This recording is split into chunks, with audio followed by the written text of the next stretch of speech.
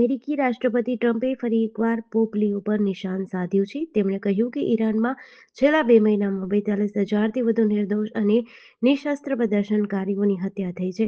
ટ્રમ્પે આ નિવેદન ત્યારે આપ્યું જ્યારે પોપ લિયોએ ઈરાનના મુદ્દે વાતચીત અને શાંતિની અપીલ કરી હતી.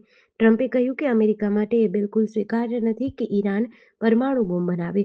તેમણે સોશિયલ મીડિયા પર લખ્યું કે કોઈ પોપને જણાવે કે ઈરાનમાં આટલા લોકો માર્યા ગયા છે. ઈરાન પાસે પરમાણુ હથિયારો હોવા બિલકુલ મંજૂર નથી. આ પહેલા પણ ટ્રમ્પ પોપની ટીકા કરી ચૂક્યા છે. જ્યારે પોપે કહ્યું કે તેઓ રાજકારણમાં પડવા માંગતા નથી અને ટ્રમ્પ સાથે કોઈ દલીલમાં સામેલ થવા માંગતા નથી. તેમણે કહ્યું કે તેમનો હેતુ ફક્ત શાંતિની વાત કરવાનો છે અને દુનિયામાં યુદ્ધ સમાપ્ત થવું જોઈએ. પશ્ચિમ એશિયાના યુદ્ધના વાદળો વચ્ચે ભારતની ઉર્જા સુરક્ષા માટે એક મહત્વપૂર્ણ સફળતા મળી છે. મુંબઈની ગ્રેટ ઇસ્ટર્ન શિપિંગ કંપનીનું એલપીજી ટેન્કર જગવિક્રમ આશરે 20,400 મેટ્રિક ટન ગેસનો જથ્થો લઈને સુરક્ષિત રીતે ગુજરાતના કંડલા બંદર પર પહોંચી ગયું છે.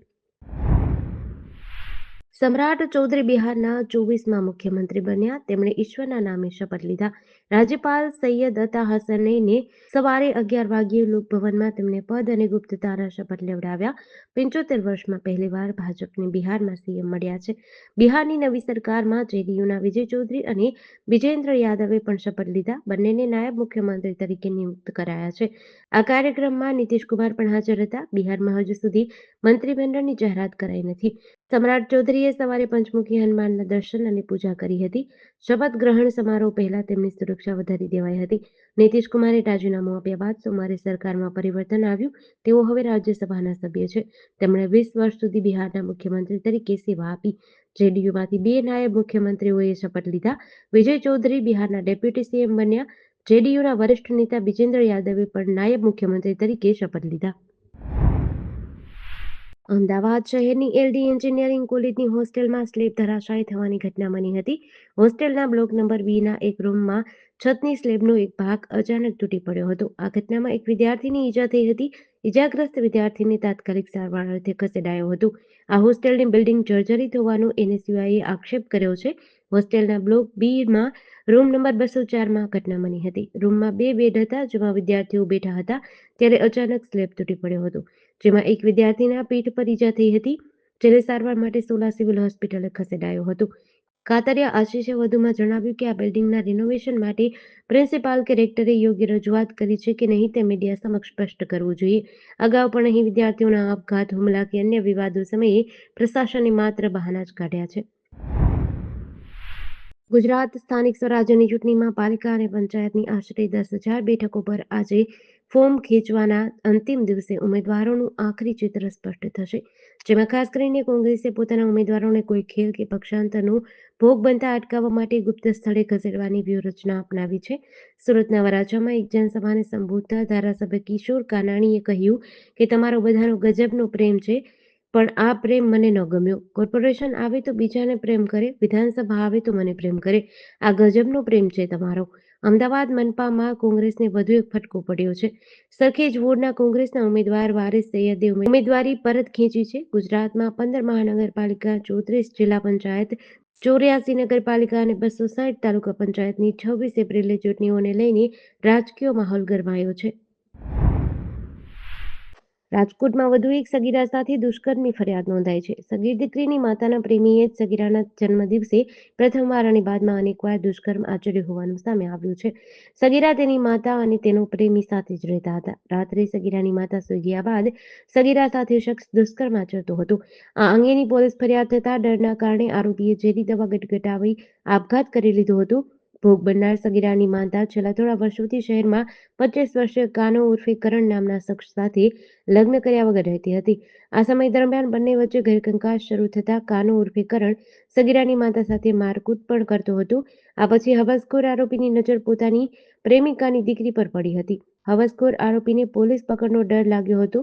પોતાની સામે થયેલી ફરિયાદ અંગે જાણ થતાં ગઈકાલે સાંજે પોતાના ઘરે ઝેરી દવા પી લીધી હતી. પોલીસે મૃતદેહને પીએમ અર્થે ખસેડી જરૂરી કાર્યવાહી હાથ ધરી હતી. સ્થાનિક સ્વરાજ્યની ચૂંટણીને લઈ દારૂ સહિતની વસ્તુઓની હેરફેર થતી હોય છે, ત્યારે પોલીસ કમિશનરની પીસીબીની ટીમે પૂર્વ વિસ્તારમાં નિકોલ પોલીસ સ્ટેશન વિસ્તારમાંથી દારૂ બિયરનો જથ્થો ઝડપ્યો છે. અમદાવાદ નિકોલ વિસ્તારમાં કઠવાડા નજીક આવેલા ટેબલી ગામમાં મકાનમાંથી 1231 વિદેશી દારૂની બોટલનો જથ્થો ઝડપાયો હતો. માતા અને પુત્રએ ભેગા મળી ગામના બંધ મકાનમાં વિદેશી દારૂનો જથ્થો લાવીને મૂકી રાખ્યો હતો અને અલગ-અલગ વ્યક્તિઓને આપવાનો હતો. પોલીસે કઠવાડા ગામમાં રહેતી મહિલા અને તેના પુત્ર વિરુદ્ધ ગુનો નોંધી કાર્યવાહી કરી છે. પોલીસે અલગ-અલગ બોક્સના પૂંઠા ખોલી અને ગણતરી કરતા 1231 દારૂ અને બિયરની બોટલો ₹5,22,000ની હોવાનું સામે આવ્યું છે. પોલીસે મહિલાની પૂછપરછ કરતા આ દારૂનો જથ્થો તેના પુત્ર દીપક ઉર્ફે બાવો ચુનારાએ મંગાવ્યો છે અને દારૂનો જથ્થો દીપક તેના મિત્રો અને ખાનગી ગ્રાહકોને આપવાનું હોવાનું જણાવ્યું હતું. સુરતના ડુમસ રોડ પર જાણીતા વુપ એમ્યુઝમેન્ટ પાર્કના માલિકો રજત રાજેશ મહિન્દુ અને નિશા રાજેશ મહિન્દુ સામે છેતરપિંડીની ફરિયાદ નોંધાઈ છે. ફરિયાદ મુજબ સુરતના ડુમસ રોડ પર વુપ એમ્યુઝમેન્ટ પ્રાઇવેટ લિમિટેડ ચલાવતા રજત રાજેશ મહિન્દુ અને નિશા રાજેશ મહિન્દુ સામે છેતરપિંડીની ગંભીર કલમો હેઠળ ગુનો દાખલ થયો છે.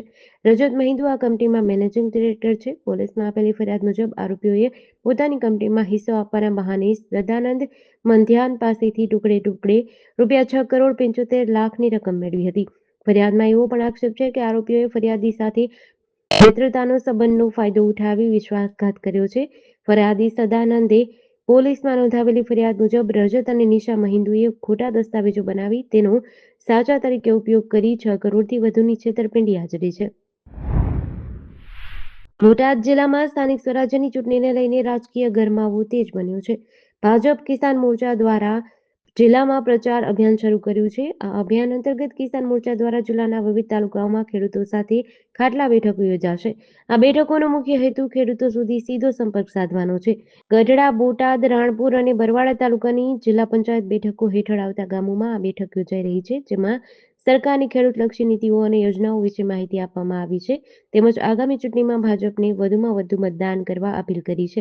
આ પ્રચાર અભિયાનમાં કિસાન મોરચાના મહામંત્રી મંગળસિંહ ટાંક અને તેમની ટીમ સક્રિયપણે ભાગ લઈ રહી છે.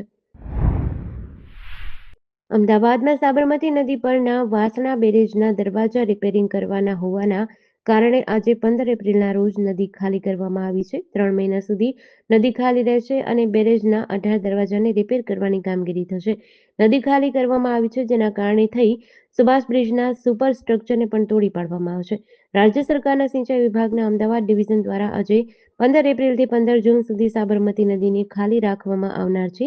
ચાલુ વર્ષે ડેમ સેફટી અંતર્ગત કરવામાં આવેલા પ્રી મોન્સૂન ઇન્સ્પેક્શન દરમિયાન નિષ્ણાતો દ્વારા બેરેજની સુરક્ષા સુનિશ્ચિત કરવા માટે તેના 30 ગેટ પૈકી 18 નવા ગેટ્સ બનાવવા તેમજ અન્ય ગેટ્સમાં જરૂરી રિપેરિંગ કરવાની ભલામણ કરી છે. બેરેજની લાંબા ગાળાની મજબૂતી અને સુરક્ષા જાળવવા માટે આ કામગીરી કરાશે. રાજ્યમાં અત્યારે સ્થાનિક સ્વરાજ્યની ચૂંટણીનો જંગ જામ્યો છે. ઉમેદવારો અને રાજકીય પક્ષો પ્રચાર પ્રસારમાં વ્યસ્ત છે. બીજી તરફ ચૂંટણીના માહોલમાં મતદારોને રીઝવવા માટે દારૂની રેલમછેલ કરવાની ફિરાકમાં બેઠેલા તત્વો પર પોલીસે કોસ બોલાવવાનું શરૂ કર્યું છે. જૂનાગઢ ક્રાઇમ બ્રાન્ચે એક જ દિવસમાં 2 અલગ-અલગ સફળ ઓપરેશન પાર પાડી વિદેશી દારૂના જથ્થા સાથે કુલ 5,31,000થી વધુનો મુદ્દામાલ જપ્ત કરી રાજ્યમાં દારૂબંધીના કાયદાનો કડક અમલ કરાવ્યો છે. જૂનાગઢ ક્રાઇમ બ્રાન્ચના પીએસઆઈ ડીકે પટેલ અને તેમની ટીમને ચોક્કસ બાતમી મળી હતી કે એક સેન્ટ્રો કારમાં વિદેશી દારૂનો જથ્થો ભરીને અજાબ રોડથી કેશોદ તરફ લાવવામાં આવી રહ્યો છે, જેના આધારે પોલીસે દર્શન હોટલવાળી ગલીમાં વોચ ગોઠવી હતી. આ દરમિયાન શંકાસ્પદ હાલતમાં પસાર થતી કારને અટકાવી તલાશી લેતા પોલીસ પણ ચોંકી ગઈ હતી. કારમાંથી ભારતીય બનાવટના વિદેશી દારૂની નાની મોટી કુલ 1,032 બોટલ મળી આવી હતી.